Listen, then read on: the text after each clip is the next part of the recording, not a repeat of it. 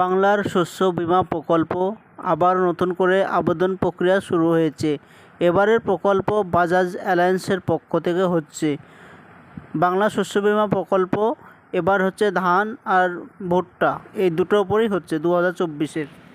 বাংলা শস্য বীমা এই প্রকল্প কিভাবে আবেদন করবেন, তো সম্পূর্ণ ভিডিওটি দেখতে থাকুন। এই প্রকল্প আবেদন করার জন্য এটা অনলাইনে আবেদন করা যায় না, এটা সম্পূর্ণরূপে অফলাইন পদ্ধতিতে করতে হয়। তো এই যে ফর্মটি দেখতে পাচ্ছেন, এই ফর্মটি ফিল আপ করে আপনার নিকটবর্তী বিডিও অফিসে জমা দিতে হবে। আমাদের এই চ্যানেল থেকে অনলাইনের সমস্ত রকমের তথ্য সবার আগে দেওয়ার চেষ্টা করি। চ্যানেলটি সাবস্ক্রাইব করে আমাদের পাশে থাকবেন, যাতে নতুন নতুন তথ্য সবার আগে আপনার কাছে পৌঁছে যায়। বাংলার শস্য বীমা এই প্রকল্পে আবেদন করার জন্য সর্বপ্রথমে আপনাকে এরকম একটি ফর্ম ডাউনলোড করতে হবে। তো ডাউনলোড করার জন্য ডেসক্রিপশান বক্সে ডাউনলোডের লিঙ্ক দেওয়া থাকবে, আপনি ডাউনলোড করে নেবেন। ফর্মটি ফিল আপ করতে হবে। তো প্রথমেই দেখতে পাচ্ছেন কৃষকের নাম চাইছে, তো আপনার যে নাম আছে সেই নামটা এই ঘরে বসিয়ে দেবেন। এরপরে তার পিতার নাম, এখানে তার বাবার নাম এই ঘরে বসিয়ে দেবেন।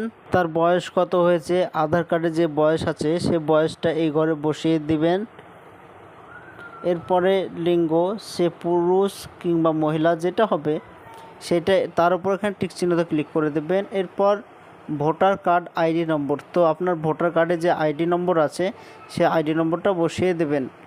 এরপরে আপনার জাতি, আপনি ওবিসি কি জেনারেল যেটা হবে সেটা দিয়ে দেবেন।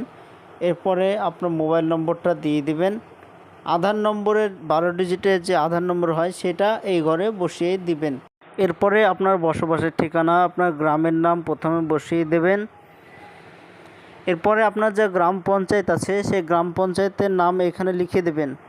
এরপরে ব্লক, আপনার যে বিডিও অফিস ব্লক সেই ব্লকটা এখানে লিখে দেবেন।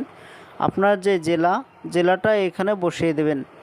এরপরে আপনার কৃষক বন্ধু আইডি আছে কি নেই, যদি থাকে তাহলে হ্যাঁ, আর যদি না থাকে তাও অসুবিধা নেই, আর যদি থাকে তো তার আইডি নম্বর দিতে হবে। কৃষক বন্ধু আইডি পাওয়ার জন্য মোবাইল কিংবা কম্পিউটার থেকে যে কোনো একটা ব্রাউজার ওপেন করার পর কৃষক বন্ধু লিখে সার্চ অপশানে ক্লিক করে দিতে হবে। এটা কৃষক বন্ধুর অফিসিয়াল ওয়েবসাইট। তো নথিভুক্ত কৃষকের তথ্য এটি লেখা আছে, এখানে ক্লিক। এরপরে সিলেক্ট অপশান, এখানে আধার কার্ড সিলেক্ট করে নেবেন। এরপর এখানে আপনার আধার নম্বর লিখে দেবেন।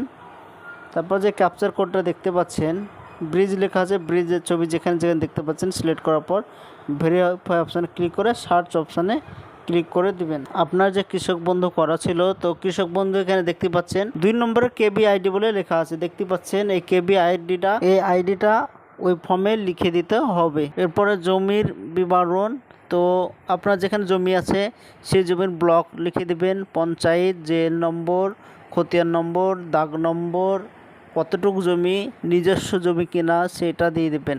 এবার আপনার যতগুলো জমি আছে ততটা এখানে বসিয়ে দেবেন, পরপর একইভাবে বসিয়ে দেবেন। এরপরে কৃষকের অ্যাকাউন্টের তথ্য দিতে হবে। কৃষকের অ্যাকাউন্ট বইয়ে কি নাম আছে সেই নামটা বসিয়ে দিতে হবে। কি ব্যাংকে তার অ্যাকাউন্ট আছে সেই ব্যাংকের নাম, ব্রাঞ্চের নাম, account number, IFC code, savings কি কারেন্ট অ্যাকাউন্ট সেটা দিয়ে দিতে হবে। কৃষকের সহি কিংবা টিপসাপ যে কোনো একটি দিতে হবে, আর যে কোনো একটি সাক্ষীর সহি দিতে হবে। নিচে এসে কৃষকের নাম, তার বাবার নাম, এরপরে কত তারিখে আবেদন করছে সেটা, এবং তার অ্যাকাউন্টের নাম, অ্যাকাউন্ট নম্বর, তার ঠিকানা লিখে নিকটবর্তী বিডিও অফিসে জমা দিয়ে আসতে হবে।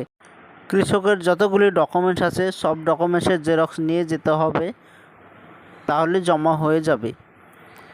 তো আমাদের এই চ্যানেল থেকে শুধু অনলাইনের তথ্য দেওয়া হয়। চ্যানেলটিকে সাবস্ক্রাইব করে আমাদের পাশে থাকবে।